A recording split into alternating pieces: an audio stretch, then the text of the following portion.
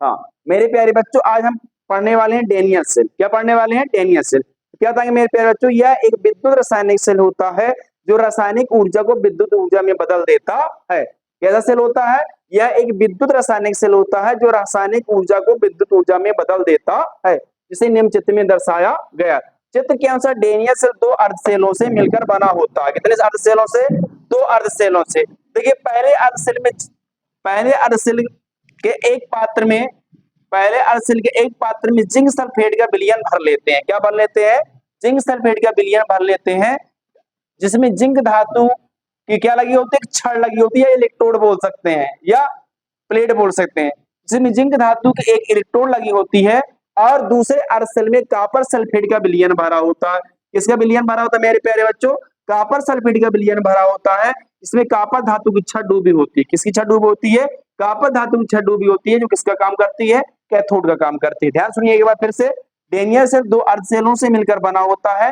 पहले अर्ध सेल में कॉपर सल्फेट का विलयन भरा होता है, जिसमें जिंक धातु की एक छड़ डूबी होती है, जो किसका काम करती है? एनोड का। और दूसरे अर्ध सेल में कॉपर सल्फेट का विलयन भरा होता है, जिसमें कॉपर धातु की छड़ डूबी होती है, जो किसका काम करती है? कैथोड का काम करती है। किसका काम करती है? कैथोड का। फिर इन दोनों अर्ध सेलों का संबंध विद्युत तार के द्वारा कुंजिके और गैल्वेनोमीटर जी से कर देते हैं। इन दोनों अर्ध सेलों का संबंध विद्युत तार के द्वारा कुंजिके और गैल्वेनोमीटर कैसे कर देते हैं? जी से कर देते हैं। किससे कर देते हैं? जी से कर देते हैं। फिर इन दोनों अर्ध सेलों का संबंध किससे कर देते हैं? लवण सेतु से कर देते हैं। इसमें जो दोनों विलयन भरे हुए हैं, जिंक सल्फेट और कॉपर सल्फेट, इन दोनों विलयनों का संबंध किससे कर देते हैं? लवण सेतु कैसे कर देते हैं? लवण सेतु एक यू आकार की कांच की एक नली होती है। कैसी होती है? यू आकार की कांच की एक नली होती है, जिसमें केसीएल विलयन भरा होता है। और इसके दोनों ओर की क्या लगी होती है मेरे प्यारे बच्चों? डॉट लगी होती है। डॉट मतलब धक्का लगा होता है, ताकि इसका विलयन बाहर ना निकल सके, सिर्फ आयन मुक्त हो सके। क्या मुक्त हो सके? आयन। ये लवण सेतु करता क्या है? लवण सेतु जो होता है दोनों विलयनों के मध्य संधि विभव को बनाए रखता है, यानी संधि विभव उनको आपस में टकराने नहीं देता, संधि विभव को बनाए रखता है और विद्युत परिपथ को क्या करता? पूर्ण करता है।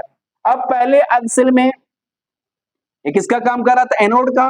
जब एनोड का काम करेगा, आपको पता है कि जब एनोड का काम करता कौन सी क्रिया होती है? ऑक्सीकरण। जब कैथोड का काम करता कौन सी क्रिया होती है? अपचयन।